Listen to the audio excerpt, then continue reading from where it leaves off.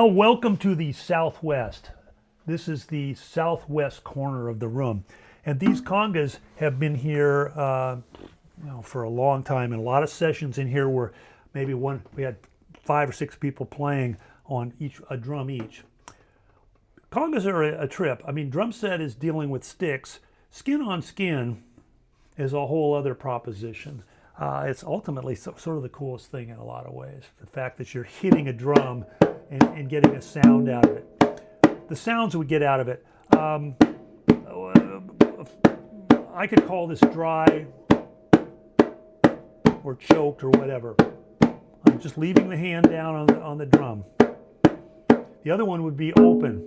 Okay, a little thing that I've noticed. In order to get a sound initially, I think it's oftentimes a really good idea to visit the drum in the skin-on-skin dry sound. What you'll notice after a while, and what's interesting, you watch somebody play, and all these sounds are coming out of the drum, but it doesn't look like anything's changing. It's the dangest thing. So I'm gonna get an open sound, okay? And that's probably more like bouncing off the rim, but a lot of people try too hard. So I won't say too much about that, but I'm just gonna try to hear an open sound for now. Okay, so we're going along, we're relaxed, we're playing into the drum. I wanna hear an open sound.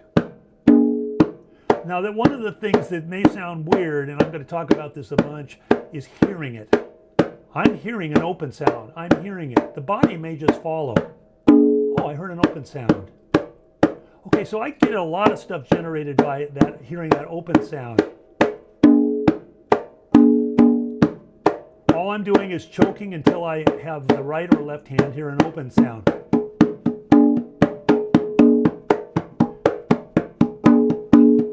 So in a sense, the right hand and the left hand are talking to you, the open sound.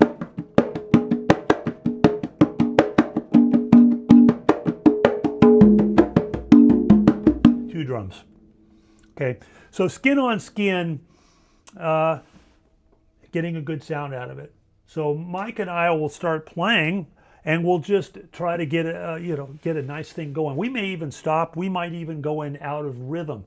But we're obviously, the two of us are going to make sure that we're listening to each other. We're trying to get a pleasant tone.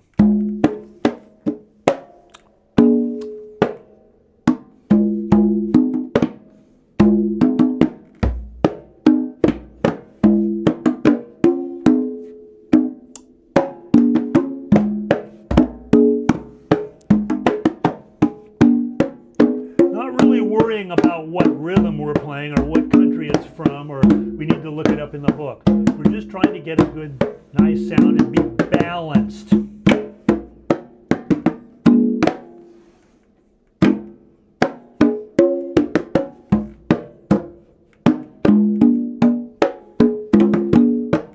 Now, one thing that I've noticed, I think we've got a pretty nice tone. We're hearing the tone together. The funny thing is, to have the conversation take place, the back and forth, you really have to get the tone going. It's like the banks of the river. You can throw stuff on either side, but the river is the tone. If there's not tone in the room and you're not getting that down the middle of the river, the dialogue between this thing will not happen. You can often tell how well you're playing by the baton passes between that. So we'll play along, and probably naturally we'll just start hearing each other and play back.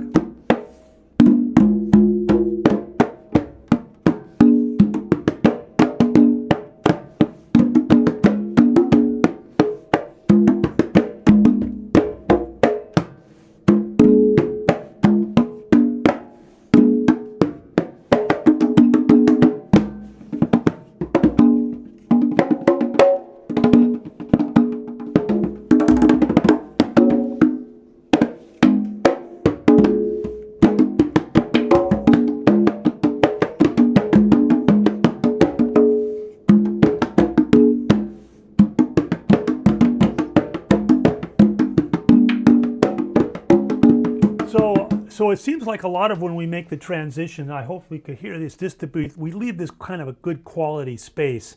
Yeah. And oftentimes the next thing will almost present itself, would you say? Yeah. I think you and I hear tone much the same, and we played enough together that I think we know where each other's going Right. almost. And Right. so sometimes there'll be a long space, and then we both come in and have changed the rhythm, and we're just on it. Right, And right. that is just spending time playing together. But I think as much as anything, it's listening and hearing where the tone's going, and then being prepared for that, and it just comes out. Yep. Well, hopefully you could see that. It just seems like if something natural happens, and this leads to the next thing. Held together by tone, held together by the use of space that we leave. When we stop, another thing, really important thing that'll get talked about over and over. When we stop, if you can hear the space right after that, and there's a lot of stuff going on in that particular thing. You stop playing, and you listen to it stop, and you let the room resonate, which it does very nicely. That will happen. So we'll just play, and good tone, dialogue, hearing it, being willing to try to ditch each other a little bit. Ditch each other a little bit, and just kind of going back to what we talked about in another video, which is permission granted. So if something doesn't sound quite right, or I flub up somehow, that just becomes part of it. Exactly. And it's not judged or anything. It's just like, oh, that happened. What's next? Right. Not, oh, that happened. I've got to stop and shame myself. Shame doesn't work, by the way. I got to throw that Miles Davis quote in. You can get a direction like that. You could stumble. So the stumble part is a real important part of it. Okay, we'll see you out there.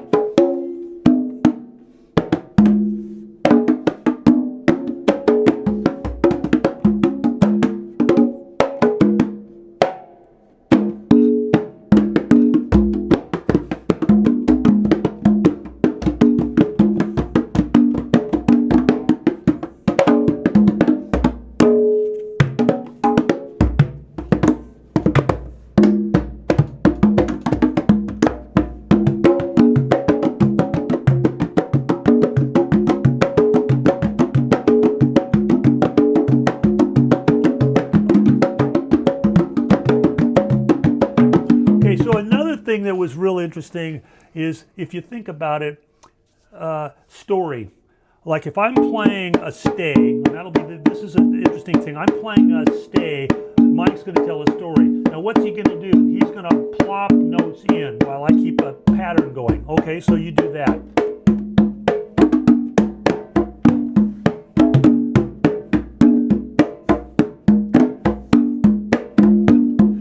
You notice that when Mike stopped, and the second time he left a little longer note, that he turned it back to me. And I also sometimes will call it, this is resistance check. He's a resistance checker. If I'm not playing solidly back at them when you stop to tell your story, it will fall apart. A lot of times if I just tell people to do resistance, they'll immediately figure it out, oh, I've just got to hold that space for them. So the teeter-totter of the story and the stay is a very interesting one, and it's interactive. It can change, or you can flip-flop on that one. We'll do a little bit with the stay, Yeah. and that, and just We'll pass the stay back and forth. yeah, we'll pass it back and forth. We'll let it happen. I'll start with the stay.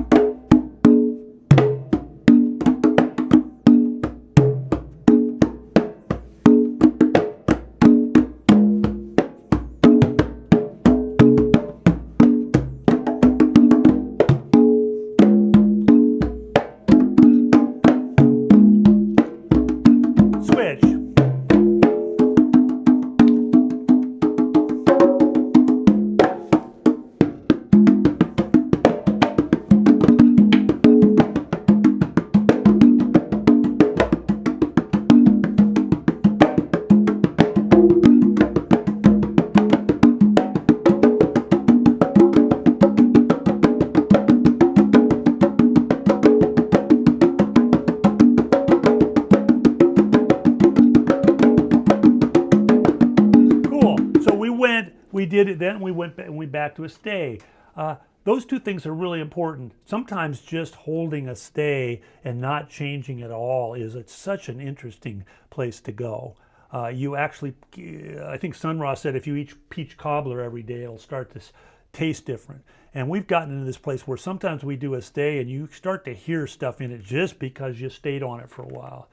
There's so many different ways to get to places. So, but I do. And I think on the congas in particular, a stay, because every single tone is a little bit different. Mm-hmm. I mean, it's hard to get the exact same tone every time. So it's like the subtleties of what comes out in a long stay become really interesting if you're listening really carefully. Yes. Yes. Because the tonal changes are just very small, and it's way cool. Cool. So there's the southwest corner for you. Hope that clears it all up. Clarity is so good. Oh, golly.